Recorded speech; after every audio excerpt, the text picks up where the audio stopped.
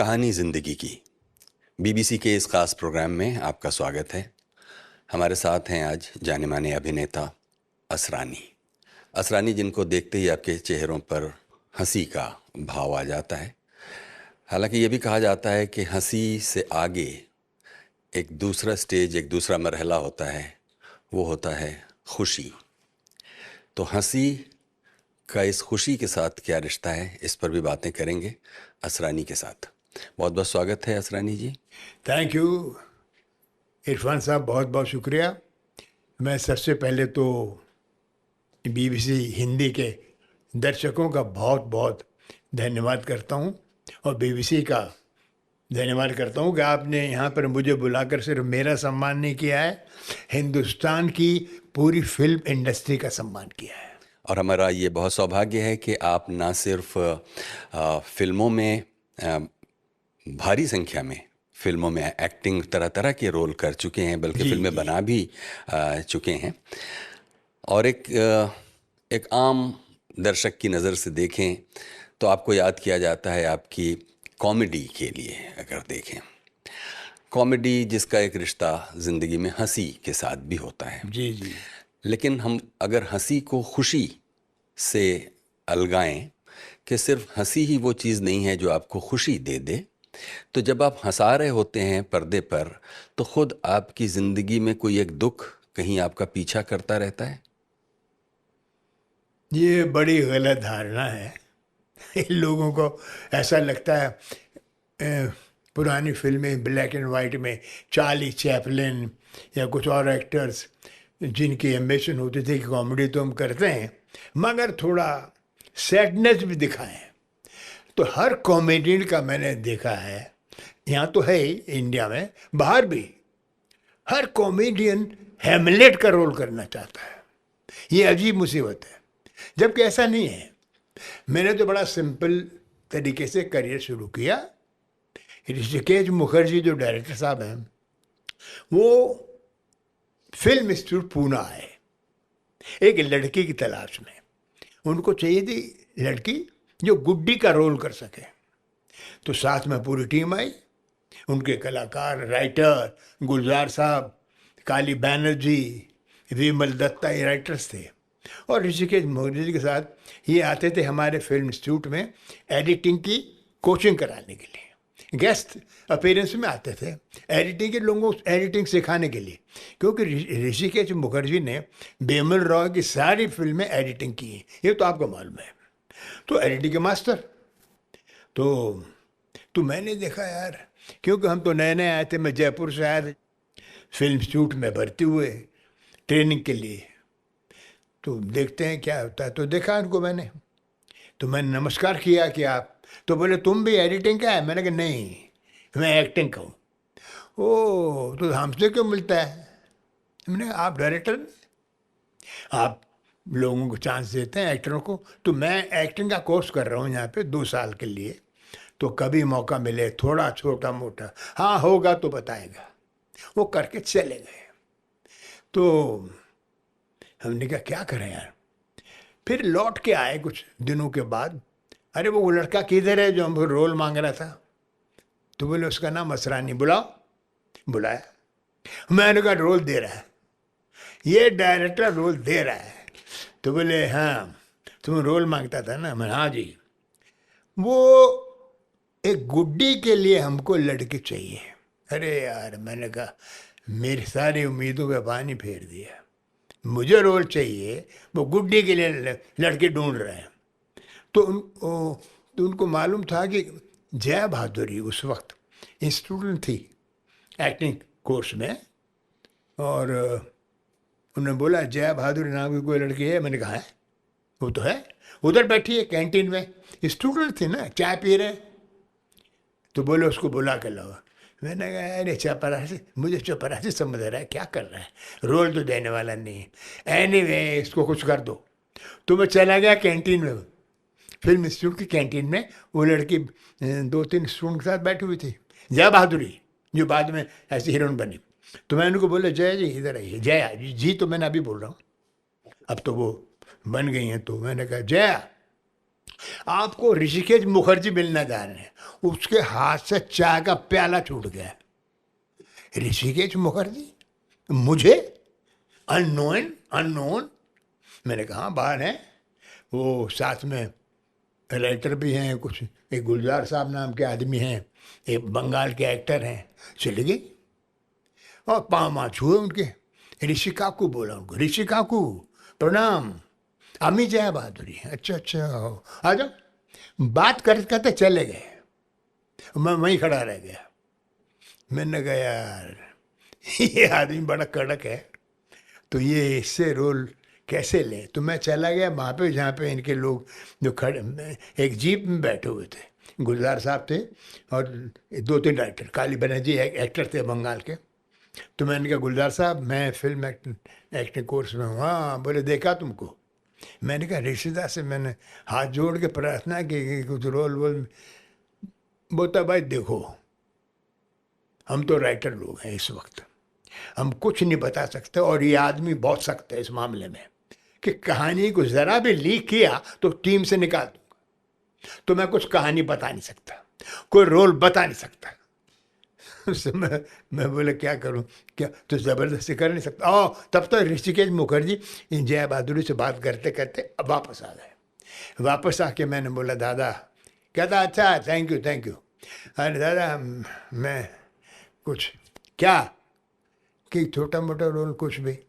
अरे भाई होगा तो देगा ना, अभी तो हम लड़की की तलाश में, हम देख रहे। ये कैसी है क्लास में लड़की? मैंने कहा अच्छी है, डांस में आता, मैंने आता ही है, बोल रहे थे डायलॉग। हाँ, क्योंकि रे साहब थे ना, सत्यजीत रे, उनकी एक पिक्चर में महानगर में जया बहादुरी ने उत्तम कुमार की छोटी बहन का रोल किया था, तो ये उनको मालूम था। तो वो डायरेक्टर बंगाली थे, वो सत्यजीत रे, तो वो पिक्चर देख के उनको याद है, इसलिए ढूंढने आए थे। बैठ फिर गए एडिटिंग क्लास में। मैं बोला यार क्या करें, कैसे पता करें, कोई रोल कहानी बताता नहीं कोई।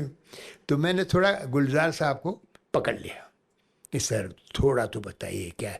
देख भाई तो मेरा नाम लेना मत, एक छोटा सा रोल है, एक लड़का हीरो बनने आता है बम्बई में, मुंबई में, जो भी है, वो फिर जूनियर आर्टिस्ट बन के वापस गांव चला जाता, बस मेरा नाम लेना नहीं, मुझे निकाल देगा बाद। मैंने पकड़ लिया, आ गए ऋषिकेश मुखर्जी।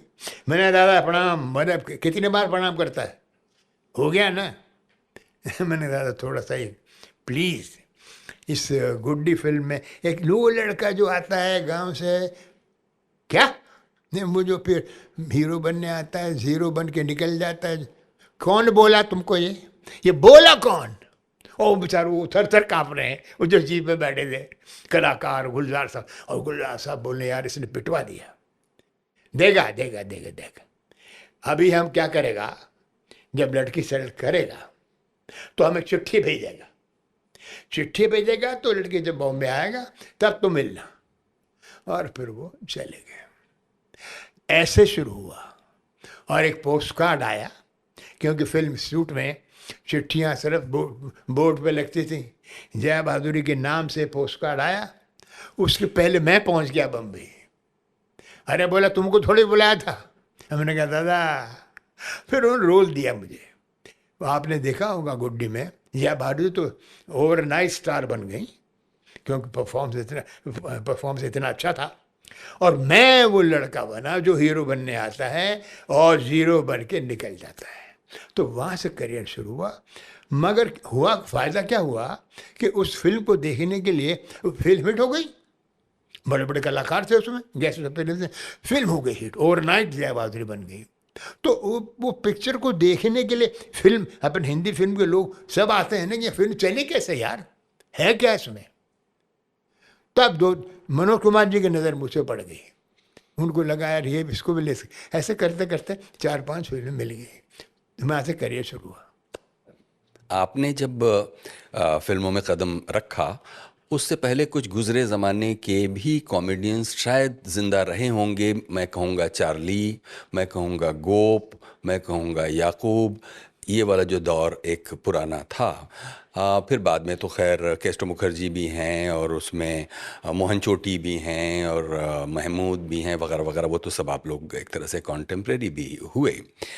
लेकिन कभी आपका मौका इन पुराने कॉमेडियंस से मिलने का कभी हुआ? सर मैं क्या बताऊँ आपको, मैंने किशोर कुमार को देखा तो हीरो ही, मगर जो टाइमिंग थी उनकी कॉमेडी की वो कमाल थी।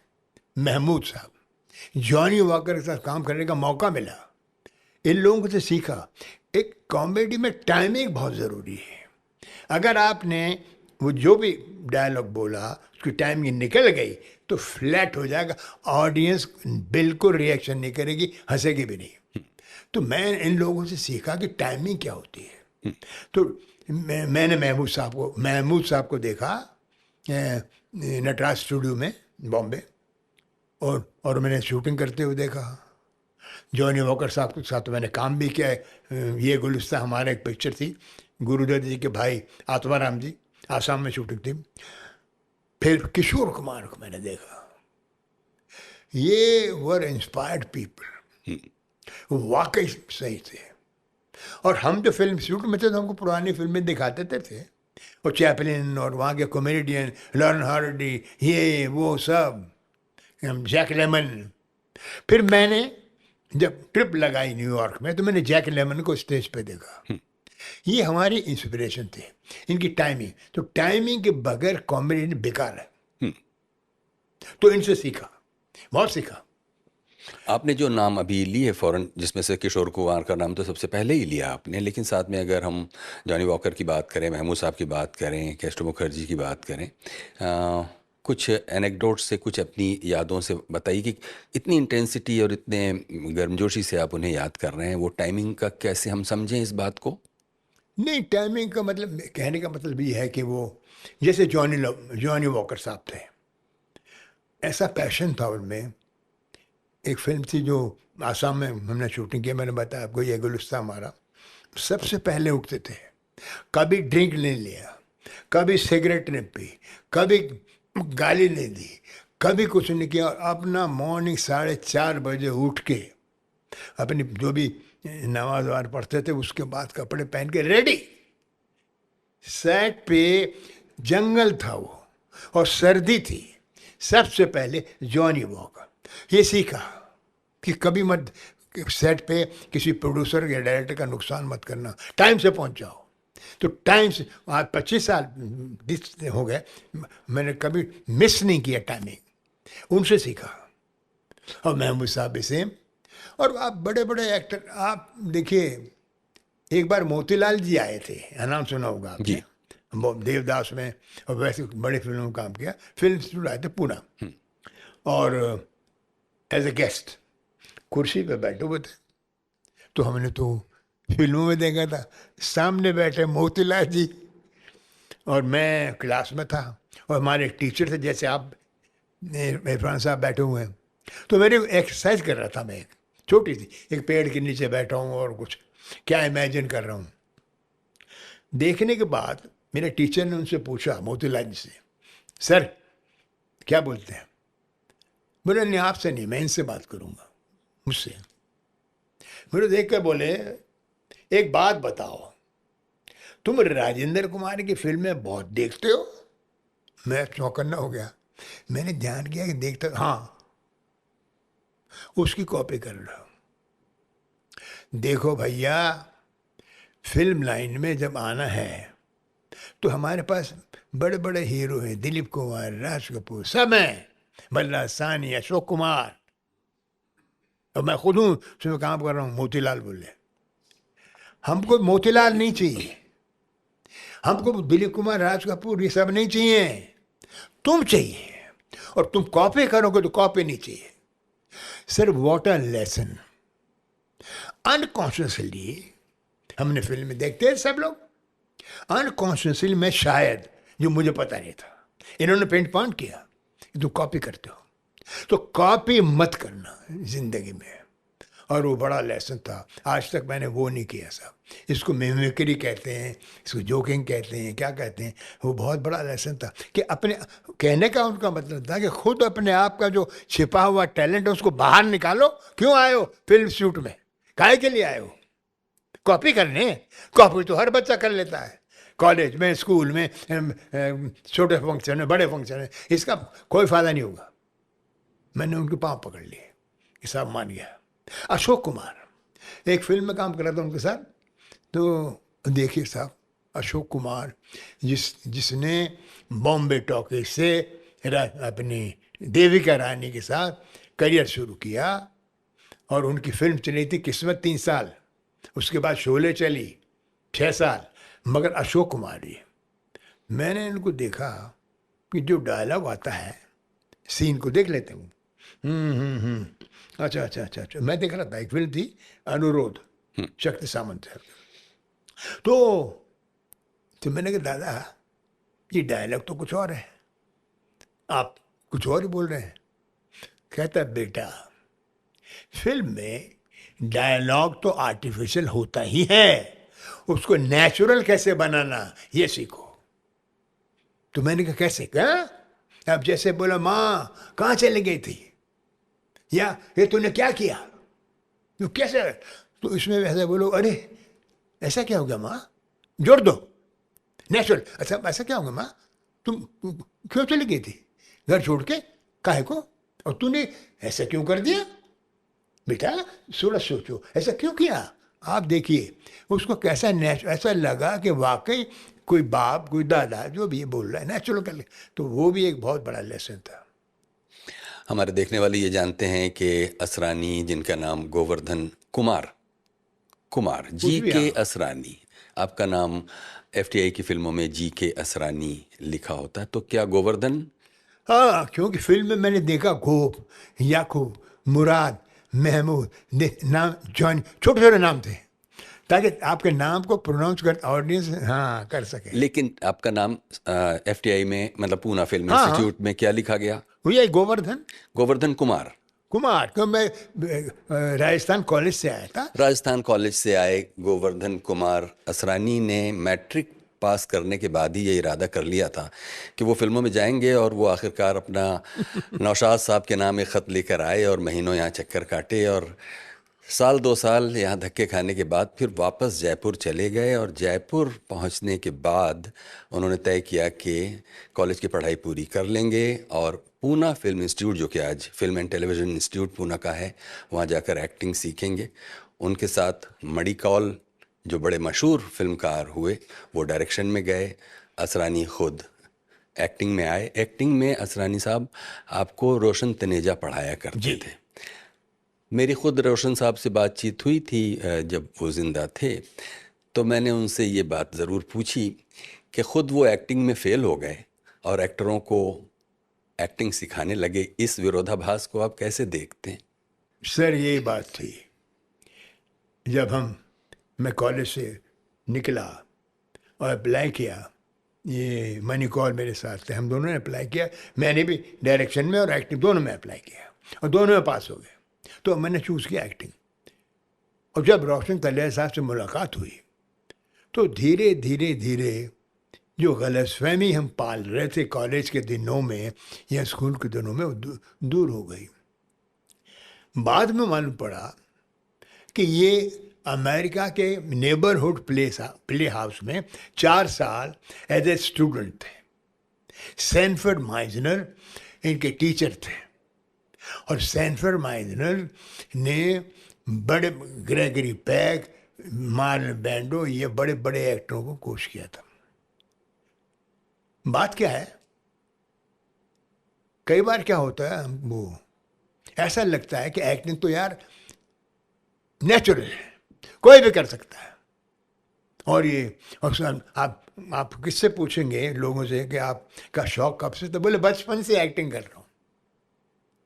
तो हमको भी ऐसा गलतफहमी थी। मगर फिल्म शूट पहुँच के जब शुरू हुए तो मालूम पड़ा कि इसके पीछे तो छिपी हुई मेथड है। कई लोग इंस्पिरेशन पा जाते हैं अचानक, ये अचानक का धंधा नहीं है।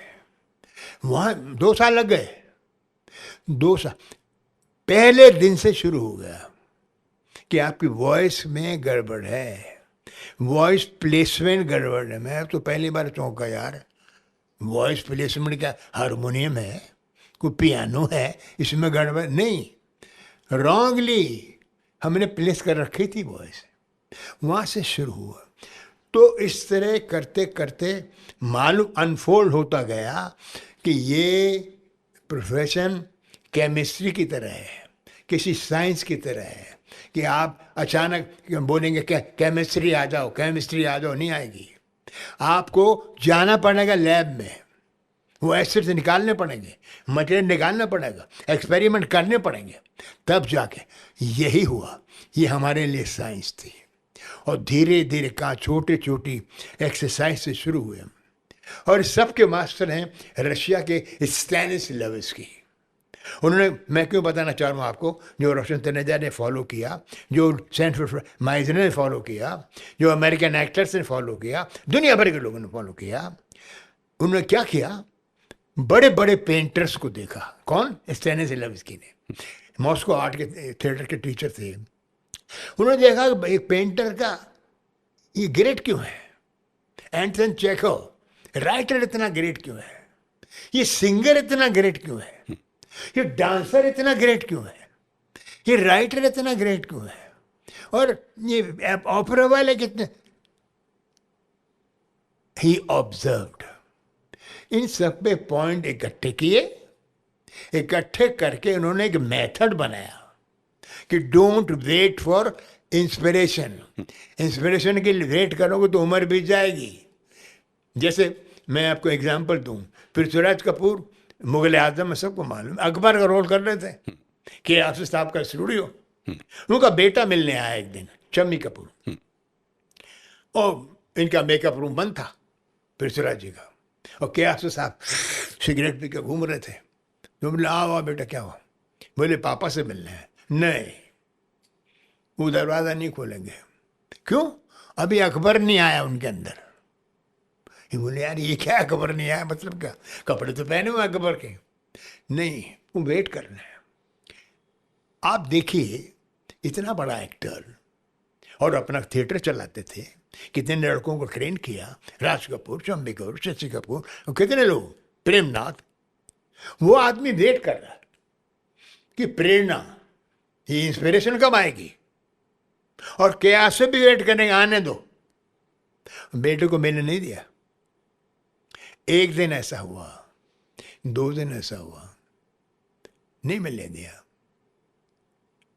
फिर एक दिन दरवाजा खुला, बोले अकबर आ गया, अकबर, आसिफ चलो।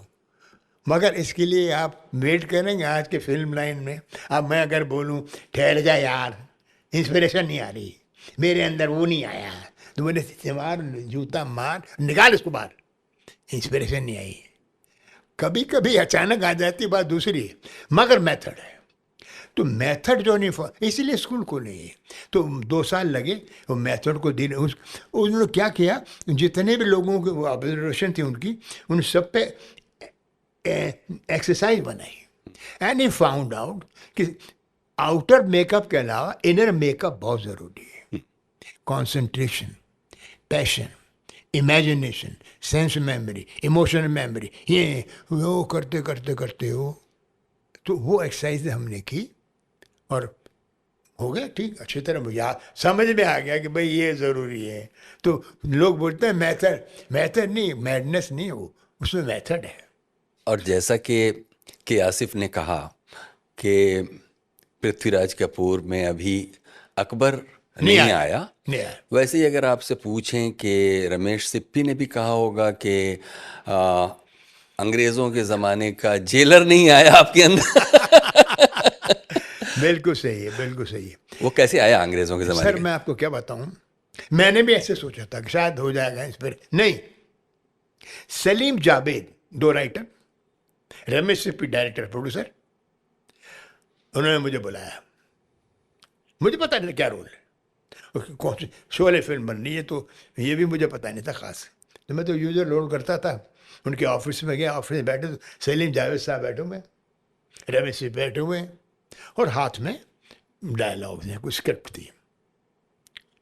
मैं बोला हाँ बोली साहब, नहीं बोलिए नहीं। बोले देखिए ऐसा है, ये कैरेक्टर है, इसका दिमाग खराब है, समझता है कि मैं बहुत होशियार हूँ मगर अकल है नहीं, तो इसको शो ऑफ करना पड़ता है कि मैं बहुत बढ़िया जेलर हूँ और मेरे हाथ में सब कुछ है, पावर है, ये है वो। तो कैसे करेंगे इसको, उन्होंने पूछा। मैंने कहा कपड़े पहन लेंगे जेलर के? नहीं, आप ये किताब देखिए, सेकेंड वर्ल्ड वॉर की किताब खोली, उसमें हिटलर के 9 पोज थे। हिटलर हिटलर और मैंने कहा बाप रे, तो हिटलर करो ना, हिटलर का रोल नहीं, ये आदमी ऐसे करता है और कैसे बोलता है, कैसे बोलता है? वो बताएंगे। तो मैंने कहा अच्छा, तो इसका बोले आउटर भूल जाइए, ड्रेस व्रेस।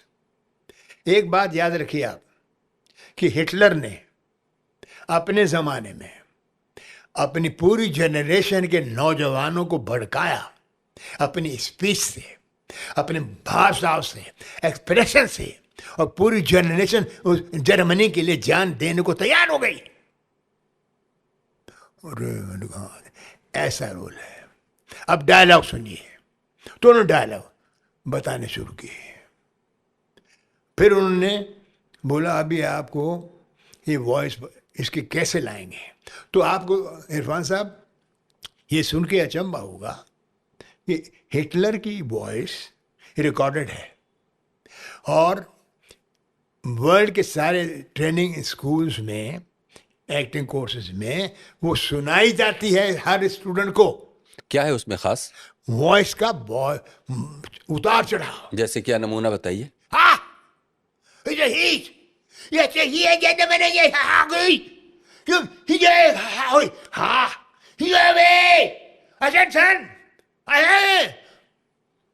सर। वो मैं बोला अच्छा, इन डायलॉग में डालना पड़ेगा। बोले ये तो डायलॉग निकला, वो पढ़ के सुनाया ना। अटेंशन, हम अंग्रेजों के ज़माने के जेलर हैं, आजकल के जेलरों की तरह नहीं। और ये तो कपड़े पहना के, विग लगा के, अपने हिटलर के ऐसे मूछें बना के मुझे बोले चल के दिखाइए आप।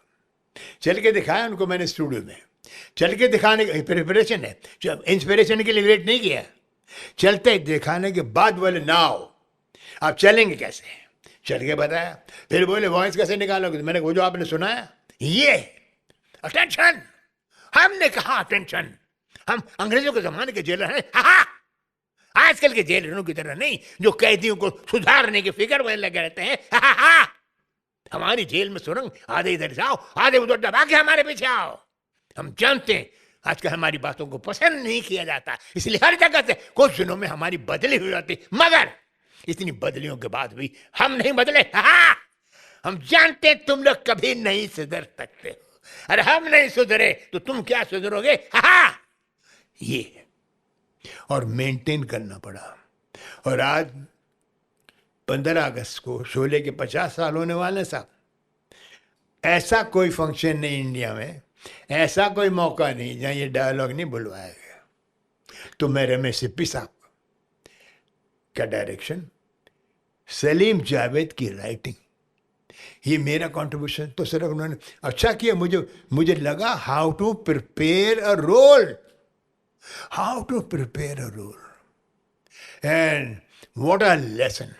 मैं उनको सलीम जावेद को सलाम करता हूँ, रमेश सिप्पी साहब को। आज 50 साल के बाद भी बच्चे को याद है अटेंशन, जो अंग्रेज के ज़माने के जेलर हैं। ये सेम थिंग अमजद खान को एक स्टेज प्ले में देख लिया उन्होंने, वो ले आए कि यार ये वो गब्बर सिंह का रोल कर सकता है। कपड़े पहनाए, सब कुछ हुआ, वॉइस नहीं है। ये इन लोगों को लगा यार डाकू की वॉइस तो मान सिंह, शैतान सिंह, बदमाश सिंह वॉइस, हेलो कहाँ जाता है, कहाँ बे, ये तो करेंगे ही। अमजद खान में सिंपल आदमी, तो बोले भाई मैं तो स्टेज पे तो किया, आपने मुझे देखा ऐसे कर सकता हूँ। और रिजवान साहब आपको यकीन नहीं आएगा, जब मैं डबिंग करने गया मुंबई के राजकमल स्टूडियो में जेलर की डबिंग करने, तो बाहर अमजद खान वेट कर रहे थे। उनको बुलाया गया था कि आपकी वॉइस का टेस्ट होगा। बताइए, इतनी बड़ी पिक्चर हिट हुई और इतना बड़ा 50। अमजद खान बेचारे सिंपल आदमी, बोले ठीक है आप टेस्ट लीजिए। और मेरी डबिंग ख़त्म हुई, उनकी वॉइस का टेस्ट लिया गया, वो शुरू हुए तो वो राजकमल के थे मंगेश देसाई रिकॉर्ड करने वाले, बोले यार ये बहुत अच्छी है, ये बोल। तो 2-3 लोगों ने बोला सर क्या अच्छी है, पतली है। रमेश पिता मैंने बोला नहीं, यही चलेगी। और आज 50 साल हो गए हैं, सबसे ज़्यादा वॉइस डायलॉग के रिकॉर्ड बिके शोले के अमजद खान की वॉइस। बिल्कुल, शोले तो सचमुच एक तरह से उसके गली गली में डायलॉग। सर 50 साल हो गए। अमेरिका, इंग्लैंड, कनाडा, ऑस्ट्रेलिया, आप बताइए कौन सा देश है, और मिडिल ईस्ट, अरे आ गया अटेंशन, ये हम देखते ही बोलते हैं। तो मैंने थोड़ी कंसेशन तो दो, डायलॉग बोलता है, डिस्काउंट तो दो, वो नहीं देते। एनीवे सर, बड़ी खुशी हुई बीबीसी के साथ। नहीं, बहुत मज़ा आ रहा है आपके साथ बातें करके। Thank you. यहाँ हम थोड़ा सा बातों का रुख मोड़ेंगे और थोड़ा पीछे आपके बचपन में जाएंगे, ये पूछने के लिए कि जयपुर में तो शायद आपके फादर का कुछ कारपेट का बिजनेस मेरे था। फादर कारपेट कंपनी में मैनेजर थे। वो और शुरू में आए थे पार्टीशन के बाद। अब कहाँ से आए थे? ये मेरे फादर आए थे कराची से, और मेरी मदर आई थी सिंध से, शिकारपुर। और हमारी वहीं पैदाइश है, वहीं पैदा हुए, वहीं स्कूल में गए, वहीं कॉलेज में गए। और मैंने 2-3 साल आकाशवाणी जयपुर में काम किया है। तो वो वॉइस से काम करते थे, पिक्चर तो थी नहीं, तो वो वॉइस करते करते वॉइस ऐसी हो गई थी जो बाद में ठीक करनी पड़ी। आप कितने भाई बहन हैं? थे तो 8-9। सबके 2 बड़े भाइयों की डेथ हो गई, फादर मदर है नहीं, और सिस्टर भी नहीं है, 1-2 सिस्टर बची है। मगर उस वक्त का जो जयपुर आपका था, कौन सा नंबर है भाई बहनों में? मैं थर्ड। 2 बड़े भाई और छोटा निकल गया। आपके खानदान में पढ़ाई लिखाई का कोई एक सिलसिला पहले से था? सब लोग सेंट जेवियर स्कूल में पढ़ते थे। शुरू में धर्मशाला में पढ़ते थे। जब कारपेट में मेरे फादर को तनख्वाह बढ़ी तो हमको सेंट जेवियर में डाल दिया। तो वहाँ से मेरे बड़े ब्रदर लाइब्रेरियन बने, दूसरे ब्रदर ऑल्सो सेंट जेवियर, उनके बच्चे सेंट जेवियर, सब बड़ा अच्छा था स्कूल। और बड़ा सिंपल शहर था। मिर्ज़ा इस्माइल जो वहाँ के महाराज मानसी के प्रधानमंत्री थे, उन्होंने बड़ी लंबी चौड़ी सड़कें बनाई, जो बाद में बेंगलोर में भी बनाई। राजाओं का राज था, तो हम रोज देखते थे राजा महाराज मान सिंह महाराज की जय, जो बाद में फिल्मों में देखा मैंने, महारानी गायत्री देवी, बहुत अच्छा एटमॉस्फेयर। अब तो साहब बहुत वो मुश्किल हो गया, वहाँ पे बहुत आबादी बढ़ गई है। अभी अगर पूछें आपसे कि अभी हाल में आखिरी फिल्म आपकी कौन सी रही होगी? अभी मैं एक फिल्म करके आया हूँ, भूत बंगला। ये कब की बात है? ये अभी जनवरी अच्छा। जनवरी से लेके फिर हम गए मार्च अप्रैल में हैदराबाद। डायरेक्टर प्रियदर्शन, ये वहाँ के मलयाली के डायरेक्टर थे पहले, बट हेरा फेरी शुरू की उन्होंने। तो मैं उनकी हर 8 फिल्मों में हूँ। कोई आप माला माल वीकली देख लीजिए, ये दे दनादन, बहुत फिल्म, बहुत। अभी उनकी लेटेस्ट फिल्म है ये जो भूल भुलैया बनाई थी, वही डायरेक्टर प्रियदर्शन, भूल भुलैया। फिर मैंने एक वेब सीरीज आई हुआ थी लेटेस्ट टू राजेश खन्ना, और एक ऐसा कुछ ट्रायल सीजन 2, और अभी शूटिंग सितंबर में शुरू हो रही। फिल्म का नाम है हैवान। अच्छा। प्रियदर्शन डायरेक्टर। तो ये सब जब आपको इस ज़िंदगी के इस पड़ाव पर, जबकि आपने ज़िंदगी की सारी खुशियाँ देख ली, आप अब ये नहीं कहते अब हमें आराम करना है, अभी अब मुझे घर बैठने दो? ऋषिकेश मुखर्जी गुलजार साहब के बाद मेरा टेस्ट खराब हो गया। अच्छे डायरेक्टर, अच्छा रोल, चाहे मनी नहीं दे, पैसे मिलते नहीं थे। आज तो लोग करोड़ों में हैं, हम तो आप चौकन्ने हो जाएंगे। गुड्डी में मुझे कितना मिला होगा? 200 रुपये मिले होंगे। 250 250 रुपये काफी मिले। मिले। और 5,000 6,000, बट ऐसे नहीं, डायरेक्टर है। और साउथ में भी ऐसे ही। तो ये उस वक्त ये पैसों की बात नहीं थी। तो लोगों ने, आप देखिए दिलीप कुमार साहब की आत्मकथा पढ़ ली होगी ना आपने? जी बिल्कुल। कितनी फिल्में उनकी, ऑफकोर्स वो हीरो थे और हाई प्राइस थी उस वक्त, यूरो में नहीं थी। 22 फिल्में हैं। मैंने टॉप मोस्ट डायरेक्टरों के साथ काम किया जो पैसे देते नहीं थे, प्रोड्यूसरों के साथ। टॉप मोस्ट फिल्म मुश्किल से होंगी तो जो मैंने गिनी नहीं है। लोग बताते हैं 100-150 होंगी, नहीं। आजकल तो इस बाकी के लोग 500-700 फिल्में करते हैं। हर फिल्म में काम नहीं किया। तो भी कभी लगता है कि अब बहुत हो गया, अब आराम करूं? देखिए साहब, जिस दिन ये सोच लिया उस दिन खत्म की बात आप कह रहे हैं तो यार लोग तो सोशल मीडिया पे आपके मरने की काफ़ी खबरें अरे उठा। एक प्रोड्यूसर ने मुझे, एक बड़ौदा के गुजराती प्रोड्यूसर ने मुझे फ़ोन किया, सनान जी ये खबर सच्ची, आप मर गए हैं क्या? लोग मुझसे पूछ रहा है। उल्लू का पट्टा। मैंने कहा अबे तू मुझसे पूछ रहा है कि ये खबर सच्ची है कि झूठी है, क्या आप मरे हुए हैं क्या? हमको भी बताइए खबर सच्ची है। मैं बोला कोई बात नहीं बेटा, कि मेरी पब्लिसिटी हो गई बहुत बड़ी। इससे क्या होता है कि एक बार उम्र बढ़ जाती है। ये सही है। और मैं 2-3 सीन कर चुका हूँ ऐसे जो मरा हुआ है, तो और भी अच्छा है। नहीं सर नहीं, देखिए ये पैशन नहीं छूटेगा, ये नहीं छूटेगा। हाँ, लोग रिजेक्ट कर दें तो बात दूसरी है। अभी मैं जयपुर से होके आया हूँ 19 जुलाई को, खचाखच लोग भरे हुए थे देखने के लिए। तो ये इनकी तालियां, ये जो अप्रिसिएशन है, ये जो सीटियां बजाते हैं, ये हमारे लिए वाकई ऑक्सीजन का काम करती है। तो उम्र बढ़ती है, बड़ा उत्साह मिलता है। जैसे आप, मुझे आज कितना खुश हो रहा हूँ कि बीबीसी ने बुलाया। ये इरफान साहब जो टॉप मोस्ट यहाँ आप हैं इस तरह के स्पीकर, आपने बुलाया, आपकी टीम ने, ये बहुत हमारे लिए सम्मान की बात है। तो इसलिए अब क्या मेरी उम्र और बढ़ जाएगी? बल्कि बिल्कुल हमारे लिए भी सम्मान की बात है कि आप स्वस्थ हैं, सक्रिय हैं और हमारे बिल्कुल। दर्शक देख रहे हैं कि खुशी खुशी कितनी बातें हम लोग कर पा रहे हैं। आगे बढ़ें उससे पहले हमको कुछ जिन बड़े बड़े फिल्मी सितारों के साथ आपने काम किया, आप खुद भी अपने आप में एक फिल्मी सितारा हैं हमारे लिए। काफी जी, जैसे कि अमिताभ बच्चन या जितेंद्र या मनोज कुमार, इनके बारे में कुछ इनकी कुछ अच्छी अच्छी बातें बताइए कि ये इन लोगों के साथ काम करना है, इनकी खुसूसियात आपको क्या दिखाई देती हैं? जैसे कि आपने टाइमिंग के बारे में कहा कि वक्त पे पहुंच जाना, सेट पे प्रोड्यूसर का नुकसान नहीं करना, इस तरह के कुछ जो आपके को एक्टर्स थे या स्टार्स थे जिनके साथ आपने काम किए, कुछ बताइए।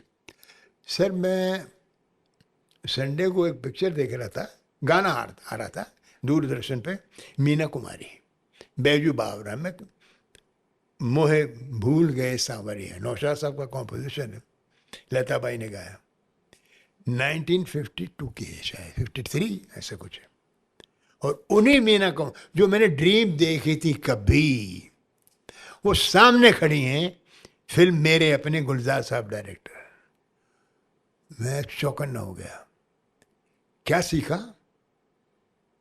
ऑफ कोर्स ये तो एक सपना था, जैसे दिलीप साहब के साथ धर्माधिकारी 1-2 फिल्म थी, अमिताभ बच्चन जी के साथ तो मैंने 6-7 फिल्में की, राजेश खन्ना, मनोज कुमार जी, धर्मेंद्र जी, जितेंद्र तो मालिक थे वहाँ के साउथ के, ये सब के साथ काम किया। मीना कुमारी को सीन सुनाने आए गुलजार साहब, क्या देखा हम कैसे सीखते हैं। तो मीना कुमारी जी बैठी हुई थी मेरे अपने स्टूडियो, मोहन स्टूडियो। गुलजार साहब आए सीन लेके। हाँ बोलो गुलजार, क्या सीन है? बोला नहीं, ये लड़के आपस में मारपीट कर रहे हैं, तो आपको इनको बताना है कि ये अच्छी बात नहीं है, ये लड़ना झगड़ना, अपना पढ़ाई लिखाई नहीं करना, ये करना। अच्छा बोला पढ़ो सीन। तो गुलजार साहब ने 1.5 पेज का सीन पढ़ दिया। वो सुन रही हैं, कुछ नहीं बोली, और मैं खड़ा हूँ उस सीन में, मैं भी हूँ, सुनते रही। पूरा सुना, ठीक है टेक करो। है मैं चौंक गया, अरे यार हम तो 10 बार रगड़ते हैं, 5 बार पूछते हैं क्या है क्यों नहीं, ये तो बोले टेक करो। क्या sharp memory, what a moment, मेरी लाइफ का ये मोमेंट था कि सीखो। सेम थिंग शत्रुघ्न सिन्हा, आप एक बार सीन पढ़ दीजिए, रेखा सीन पढ़ दीजिए, ये लोग ऐसे मास्टर्स हैं। रेखा जी तो आप सीन दिखा दीजिए, चलो डबिंग करने में। शत्रुघ्न सिन्हा वो खुद ही बोलते हैं, ये किया तुमने, वो किया तुमने, वो किया, वन मोर, तुमने ये किया, वन मोर। मतलब डायलॉग से लोग घबराते नहीं, पूरा डायलॉग बोलने के बाद में तो वन मोर, कहीं कॉमा छूट गया कहीं कुछ। तो ये मनोज कुमार से पैशन, प्रेमनाथ पागलों की तरह सर रोल याद। प्राण साहब का तो मैंने देखा, अगर सुबह आ गए 9:30 दाढ़ी मूछ ये सब लगा के कोट पहन के बैठे ही हैं, शॉर्ट हो गया तो बोले आप जाइए, देखो बोले नहीं मैं वो भी देखूंगा। ये डेडिकेशन है साहब, ये निष्ठा इसको बोलते हैं। इसको ये हम लोगों में, यंग लोगों में नहीं थी, मगर इन लोगों को देख देख। अशोक कुमार, धर्मेंद्र जी को मैंने पूछा, वो एक फिल्म में चला मुरारी हीरो बनने का काम कर रहे थे। मैंने कहा साहब थोड़ा एक गैस से फिनिश करना है, वो कपड़े आपको अपने ही पहनने हैं। अच्छा खाना तो खिलाएगा ना, उन्हें खाना खिला दूंगा। दिलीप कुमार पूरा लिख के, धर्माधिकारी फिल्म थी मद्रास में, हैदराबाद में, तो असिस्टेंट को बुलाएंगे पहले दिन, जो कल शूटिंग है सारा बताओ, फिर उसको लिखेंगे उर्दू में, फिर कॉमा मार के करके उसको ले आएंगे सेट पे, वो मार करके, और फिर वो बोलेंगे 10 बार 5 बार 6 बार। सिर्फ ऐसी हिम्मत, इसीलिए चलते हैं। हमको मालूम पड़ गया लॉन्ग रन तक चलने वाले कलाकारों का यही राज है, ये पैशन, ये कंसंट्रेशन और ये सीखना। वो आपका कहना सही है, और आपने शुरू में ये बात कही थी रोशन तनेजा के हवाले से कि आपको अपना तरीक़ा इवॉल्व करना होता है उसमें से, और जैसा कि माइज़नर ख़ुद कहते हैं शायद कि बार बार डायलॉग को बोलो, बार बार उसको दोहराओ, इस तरह कि तुम्हारे स्पीच मैकेनिज़्म का वो पार्ट बन जाए। सही बात, बहुत सही। अच्छा, तो अगर मैं फिर अगेन नसीर साहब की ऑटोबायोग्राफी का रेफरेंस लूँ, जिसमें वो रोशन तनेजा की टीचिंग को याद करते हैं, वो कहते हैं कि उन्होंने कहा कि अच्छा बाहर जाओ क्लासरूम के और वापस मेज़ पे रखे हुए पेन को उठाओ। मतलब ये एक एक्शन और कट के बीच का मूवमेंट है। आप बताइए कि रोशन तनेजा ने, तब उन्होंने ये भी कहा कि भाई तुम पेन क्यों उठाने आए हो, इसका पर्पस तुमको मालूम है, पेन तुम्हारा था, ये किसी ने मंगाया है या तुम्हें चुरा के ले जाना है, वटेवर। मतलब अब उसका कोई एक रीज़न, उसकी एक बैक स्टोरी या उसका ये सब मैकेनिज़्म सबका होता है। आपको रोशन साहब के सिखाए हुए मंत्र में कौन सी चीज़ याद रह गई है? सबसे बड़ी बात, कैरेक्टर कैसे आएगा स्क्रीन पे। उन्होंने बोला इसका बैकग्राउंड ढूंढो, बैकग्राउंड ढूंढने के बाद आपको मिलेगा एटीट्यूड कि ये आदमी का बैकग्राउंड क्या है। सुबह से उठ के पीता है, गिर पड़ता है, चल पड़ता है, क्यों? क्योंकि वो वाइफ से झगड़ा है, फ्रस्ट्रेशन है लाइफ में। पेंटिंग करता था, कोई पेंट बिकी नहीं, उसको फ्रस्ट्रेशन है। तो फ्रस्ट्रेशन में एक एटीट्यूड आता है कि नहीं यार मुझे कुछ अच्छा नहीं लगता यार। एटीट्यूड से मिलेगा कैरेक्टर, ये बहुत ज़रूरी है। तो हमको शुरू में ये बताया गया कि ये नहीं कि हम जाके किसी कैरेक्टर करने के लिए हम एक पूरे स्लम में जाके रह गए 1.5 महीना, उसमें कैरेक्टर आएगा, आप खुद स्लम का बन जाएंगे। या पंजाब चले गए हम, या बेंगलोर चले गए, जिसका कैरेक्टर हम कर रहे हैं उसके साथ 1 महीना रह के आए। यू नो स्टैनिस्लैवस्की ने क्या सिखाया, आपको जब मर्डर का सीन करना है तो किसी आदमी का मर्डर करोगे? अरे एक मच्छर आपको परेशान करता है, उसको कैसे मारोगे? उसको लार्ज करके मर्डर बता दो। सिंपल बट मेथड है। ये आपको प्रिपेयर करना ही पड़ता है। तो तनिया साहब का मुझे ये मंत्र याद आया कि बैकग्राउंड रखो तो उसमें एटीट्यूड मिलेगा, और एटीट्यूड से आपको मिलेगा ये कैरेक्टर। ये सवाल मैंने आपसे इसलिए भी पूछा कि आपने एक्टिंग की पढ़ाई करने के बाद खुद एक्टिंग पढ़ाई वहाँ पर पूना फिल्म इंस्टीट्यूट में। मजबूरी थी। किसको किसको पढ़ाया? मजबूरी थी सर। मैं भटक रहा था 2 साल के कोर्स के बाद। तो एक दिन उस वक्त INB मिनिस्टर थी इंदिरा गांधी जी, वो विजिट पे आई। उन्होंने उनको फिल्म दिखाई, छोटी मोटी जो बनाते थे लोग 8 मिनट के 5 मिनट के। वो चौंक गई कि अच्छा, एक तो आपके एक्टर इंग्लिश बोलते नहीं, बहुत ख़राब बोलते हैं, कोई टीचर रखो, और ये क्या फिल्म है, कैसे सबकी कॉपी है।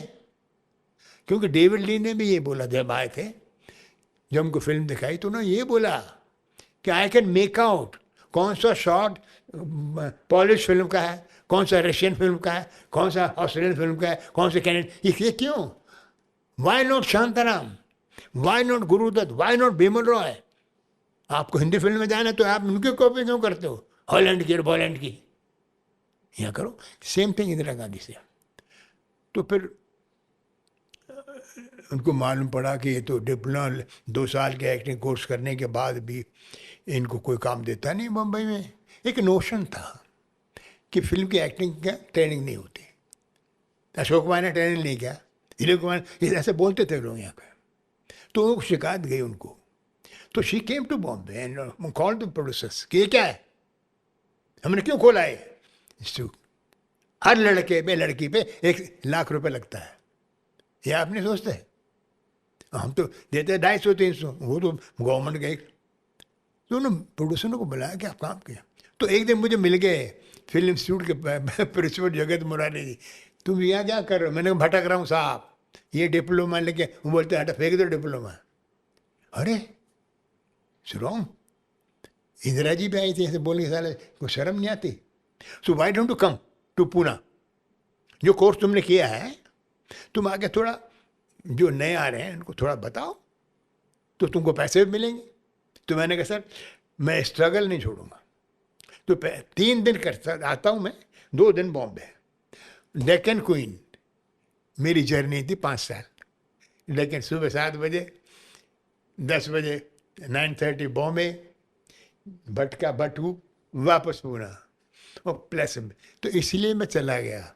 तो मैंने तनिया साहब की तरह नहीं किया, but I was following him as an assistant, को उनकी प्रैक्टिस कराऊँ, अभ्यास कराऊँ लोगों को। कौन कौन लोग थे जिनको अभ्यास अरे करा? सारे के सारे।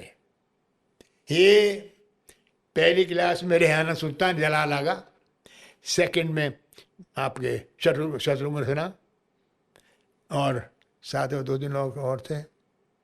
तीसरे बैच में नवीन निश्चल, चौथे 5वें में अनिल धवन, डैनी डेंजोनपा, दीपक अपना किरण कुमार, रदा मुराद, शबाना आजमी, शबाना आजमी। वहाँ तक था मैं, 7 क्लास तक था मैं। आपने जो ये इंदिरा गांधी की याद की, जो कि इंफॉर्मेशन ब्रॉडकास्टिंग मिनिस्टर थी। हाँ जी, हाँ, तो आपने जो कहा उसका मतलब मैं ये समझा कि उन्होंने पूना फिल्म इंस्टीट्यूट के एक्टरों को बेरोज़गार देखकर उनको हैरानी हुई और उन्होंने यहाँ आकर मुंबई के प्रोड्यूसर से कहा कि हम सरकार इतना पैसा इन पे खर्च कर रही है तो इन्हें कुछ काम दो। ऐसा कुछ आप कहना चाहते हैं? सही हुआ। पर लेकिन आप जब आज की दुनिया आप देखते हैं और आज भी बड़े बड़े मिनिस्टर और प्राइम मिनिस्टर और बड़े बड़े राजनेता क्या इस बारे में चिंता कभी करते हुए दिखाई देते हैं कि कभी नहीं, कभी नहीं सर। उनको आज के पॉलिटिशियंस के पास अपनी सीट बचाने का टाइम नहीं है, उसी में लगे रहते हैं। दूसरे की सीट क्या बचाएंगे, वो बड़ा मुश्किल है। बाकी तो पॉलिटिशियंस पे हमारी जनता का विश्वास काफ़ी कम हो गया है, which is very sad. But there is no choice. कोई ऑप्शन नहीं है। ऑप्शन होगा जिस दिन हमारा देश और तरक्की करेगा। अब तो सब लोग अपनी अपनी तरक्की में लगे हुए हैं। बट इंदिरा गांधी के फटकार से उस वक्त आए जौहर साहब थे, प्रेसिडेंट ऑफ इंपा। उन्होंने कहा नहीं, ये बात सही है, हमको करना चाहिए। बट जब जया बहादुरी आ गई, गुड्डी में पिक्चर हिट हो गई, नवीन निश्चल सावन भादों में हिट हो गए, डैनी डंजोन पर धुंध में हिट हो गए, शत्रुघ्न सिन्हा एक दो फिल्मों में हिट हो गए, देवानंद साहब के साथ काम किया, तो फिर लोगों की नज़र पड़ गई, फिर लोगों ने लेना शुरू किया। तो मैंने आपको बताया ना, फिर मैं गुड्डी के बाद मुझे 6-7 फिल्में मिल गई, मनोज कुमार जी ने बुलाया, सब लोग, फिर तो रास्ता खुल गया जो आज तक खुला हुआ है। अब तो आपको सारे टेक्नीशियन, सारे art directors, producers, film institute के काफ़ी मिलेंगे आपको, कैमरामैन बहुत मिलेंगे, साउंड रिकॉर्डर्स सारे मिलेंगे। फिर राज कपूर साहब ने भी रखा उनको, तो फिर तो रास्ता खुल गया। आखिर में आपसे पूछेंगे कि जैसे आपने एक्टरों के बारे में कहा, अमिताभ बच्चन, मनोज कुमार और दूसरे लोगों के बारे में बड़ी अच्छी बातें, डायरेक्टरों के बारे में जैसे कि अपने ऋषिदा थे, एक्टर तो खुद अपने आप को डायरेक्टर के हवाले ही कर देता है अगर देखिए कि, क्योंकि उसकी सपने की चीज़ को वो सच कर रहा होता है। आपने ऋषिदा को कैसा डायरेक्टर पाया उनके साथ काम करते हुए?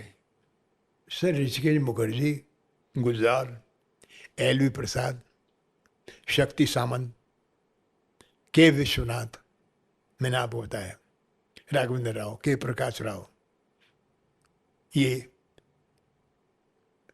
प्लस मैंने बड़े बड़े एक्टरों के दर्शन किए साउथ के, राजकुमार कन्नड़ा के, एम.जी.आर. मद्रास के, शिवाजी गणेशन, नागेश्वर राव, एन.टी. रामाराव, ये लोग ग्रेट थे। और वो डायरेक्टर जिनके, ये तो बेमनराव स्कूल के थे, ऋषिदा गुलजार साहब दोनों, बट इनका कोई जोड़ नहीं है आज के ज़माने में। कैसे समझें इस बात को कि उनका जोड़ नहीं है? कुछ इसलिए कुछ मिसाल के तौर पर, मिसाल के तौर पर सबसे पहले वो डिस्करेज करते थे कि एक्टिंग नहीं करनी है हमको, वहाँ से चल के आओगे यहाँ तक आओगे बस। तो हम तो यार ये क्या है, एक सीन है फिल्म अभिमान, आपने देखी होगी जी, अमिताभ बच्चन का सेक्रेटरी हूँ मैं, और झगड़ा हो जाता है, वाइफ छोड़ के चली जाती है गांव में, जया बहादुरी चली जाती, और मैं सेक्रेटरी हूँ अभी तक, और ये गुस्से में है और मुझे निकाल देते हैं, चले जाओ, तुम भी चले जाओ। अब वो सीन ने कैमरा यहाँ रखा है, ऋषिकेश मुखर्जी यहाँ बैठे हुए हैं और मुझे निकलना है, फ़ोन की घंटे बजती है, और आदतन मैं वापस जाता हूँ उठाने के लिए, मगर नहीं उठाना है, ऋषि ने बना कोई उठाना नहीं है, तुम अब सेक्रेटरी नहीं हो, जाओ वापस, देखो फोन को, अमिताभ को देखो और निकल जाओ। सर ये क्या सीन है, क्या आप पिक्चर में देखिए उसका असर। फिर मैं जया बहादुर को मिलने जाता हूँ कि बहुत अच्छा है अमिताभ बच्चन, ये हो जाती है, चंद्रू तुम मुझे बता रहे हो, तो ये सी ऐसा मैंने कभी नहीं सोचा कि ऐसा भी होता है। ऊपर की इमोशन ऐसी है मगर अंदर ही चल रहा है। गुलजार साहब ने बोला नहीं, मुझे कॉमेडी नहीं चाहिए असरानी, सिंपल, तुम्हारे हो इस मोहल्ले के लड़के हो, मीना जी के साथ यहाँ बैठे हो या दूसरे ग्रुप में हो, तो दे ऑलवेज डिस्करेज। मेरे अपने के बारे में कह रहे हैं? मेरे अपने के बारे, दे ऑलवेज डिस्करेज एक्टिंग। तो दूसरे एक्टरों को बड़े फ्रस्ट्रेशन हो जाती थी, फ्रस्ट्रेशन होती थी, यार ये हमको एक्टिंग नहीं कर रहे थे, मगर नहीं। सेम थिंग के विश्वनाथ, सेम थिंग प्रियदर्शन, ये लोग बड़े स्टॉलमेंट थे, डेडिकेटेड थे, फोकस थे। आपने ऋषिदा का नाम लिया, आपने गुलजार साहब का नाम लिया, किसी साउथ के भी किसी डायरेक्टर का नाम लीजिए जिसकी कोई खासियत याद आती है आपको। एक दशरथी नारायण नाम थे जो बाद में मंत्री बन गए, उनका कमाल था। वो एक पिक्चर कर रहे थे, नाम भूल, एल प्रसाद प्रोड्यूसर थे उसके, तो वो सेट पे आएंगे, चेन वेन लगी हुई थी, कुर्सी पे बैठे, शॉट बता दिया, कैमरामैन को बताया कि ये एक्टर यहाँ से आएगा, तुम ट्रॉली करना, अब आप आइए, आप कौन, वीर आ जाओ। वो संगीत सुना रहा है उसको, धुन, नो नॉट गुड, फिर से तब तक एक और आया, यस सर आपका मेरा इंटरव्यू, कम। अच्छा फिर उसको, आप कौन, अरे कम कम कम कम, स्टोरी राइटर सर, वो आपने बोला हाँ बैठ जाओ, और फिर कॉस्ट्यूम वाले 15 आदमी से बात कर रहा है एक ही साथ। मैं बोला ये तो कभी नहीं करना भाई कभी नहीं करना। ऐसे थे वो, मगर बड़े वो थे, होशियार थे। और मुझे एक लड़की का रोल दिया था उन्होंने, मैं डर गया, मैंने कहा यार ये तो बड़ा मुश्किल है। ना करेगा करेगा हाँ, धुन बताएंगे, फिर ये करेंगे, स्टोरी करेंगे, एक पाँव भी कर रहा है, कपड़े भी दिखा रहा है, ये भी कर रहा है, और कौन से, और तू गया मैं हमारे कहीं सोचे वो कर, ये 15 आदमी से बात कर रहा है। तो मैंने कहा, ये फिल्म कब बनाएगा यार 15 आदमी से बात कर रहा है। ये कॉन्ट्रास्ट था हमारे। But otherwise T Subba Rao, T Rama Rao, Nagi Reddy, Rama Naidu, बड़े बड़े, प्रेम नगर पिक्चर देखी हो आपने जी। 13 सेट बनाए थे नागी रेड्डी साहब ने। राजेश खन्ना हीरो, हेमामालिनी हीरोइन, वो सेट देखने आते थे लोग। तो दे वर डेडिकेटेड। राघवेंद्र राव बहुत बड़े डायरेक्टर हैं माँ के, थे, अभी भी हैं। तो वो एक मुझसे सीन करा रहे थे। फिल्म का नाम निशाना, जितेंद्र हीरो, पूनम ढिल्लों हीरोइन थी, और एक जंगल का सीन था। उसमें मुझे बोले कि तुम पेड़ के नीचे बैठा है एक बेंच पे, और अपनी प्रेमिका का इंतजार कर रहा है, क्या करोगे तुम? मैंने कहा मैं घड़ी देखूंगा, आई नहीं, इधर उधर देखूंगा नहीं, ऊपर देखूं कहाँ, नहीं तुम पेड़ की पत्तियां खाओगे। अरे साहब मैं चौंक गया। मैंने कहा मेरी माँ बकरी थी, मेरा बाप जानवर था, करना पड़ेगा। इनका क्या होता है, अंधविश्वास है। जो फिल्म चली है तेलुगु में या तमिल में, उसकी कॉपी करते थे, तो वैसा का वैसा ही चाहिए। उस फिल्म में, तेलुगु फिल्म में कॉमेडियन था जिसने पेड़ की पत्तियां खाई थी, तो मैंने भी उछल उछल के पेड़ की पत्तियां खाई और उसी हिट हो गया। क्या कर सकते हैं आप। एल प्रसाद ऐसा आदमी, सिंपल धोती कुर्ते में आएंगे, लगेगा नहीं डायरेक्टर क्या है। बट ना ना डोना नहीं, ना हमको नहीं चाहिए ऐसा, बिल्कुल नहीं, कम करो। मैंने यार क्या आदमी एक्टिंग नहीं कर, नहीं बहुत डबल रोल दिया मुझे। तो ये ऐसे डेडिकेटेड डायरेक्टर्स आजकल थोड़े कम है। और इन्होंने सब, बस मैं माफ़ी चाहता हूँ, बस बहुत बहुत थैंक यू वेरी मच। बिल्कुल आखिरी मैं पूछता हूँ फिर आपसे। आखिरी पूछेंगे आप। देखिए मेरा दिल इसलिए नहीं भर रहा है क्योंकि आप और मणिकौल दो एक्सट्रीम धुरी पर चले गए, दो दोस्त ऐसे जिन्होंने, एक ने ऐसा रास्ता चुना और एक ने जी, ऐसा जी, रास्ता। खुद आप जब मणि की फिल्मों के बारे में सोचते हैं तो क्या पाते हैं कि मणि ने जो फिल्में बनाई उसका हमारे समाज में कोई मोल है? एक फिल्म बनाई थी ना, उसकी रोटी, और उस वक्त इंस्टीट्यूट के वाइस प्रिंसिपल ऋत्विक घटक, तो कुमार सानी और मणिकौल। उसकी रोटी में एक औरत खड़ी है खंबे के नीचे रोटी लेके, और वो अपने ट्रक वाले का इंतजार कर रही है। ये फिल्म लेकर आए, वो फिल्म इंस्टीट्यूट में दिखाई। वो खड़ी है, फिर खड़ी है। तो 2-3 लोगों ने बोला यार ये आगे बढ़ेगी कि नहीं रोटी। तो धीरे धीरे लोग ने बोला बाथरूम में जाता हूँ। 2-3 टीचर उठ गए, मणिकौल बैठे हुए हैं ऑडियंस में।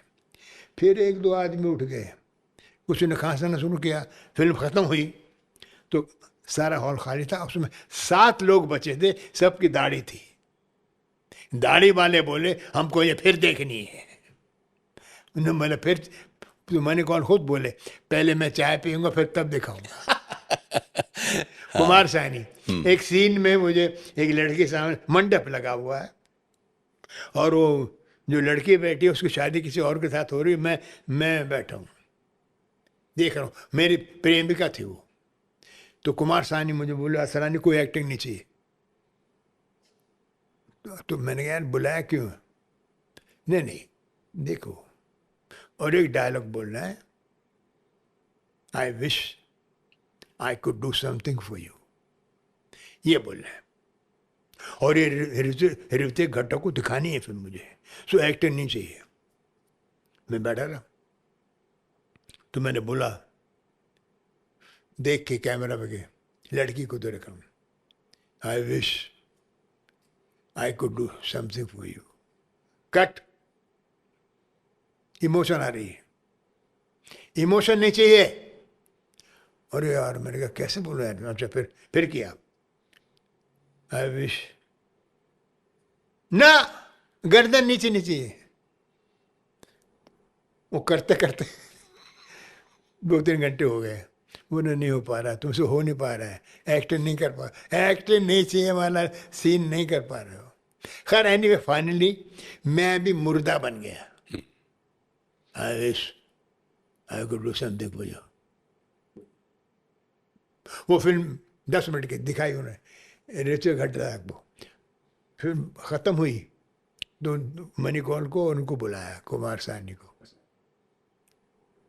यू फील्ड, इमोशन आ गई उसमें इमोशन आ गई है, यू फील्ड।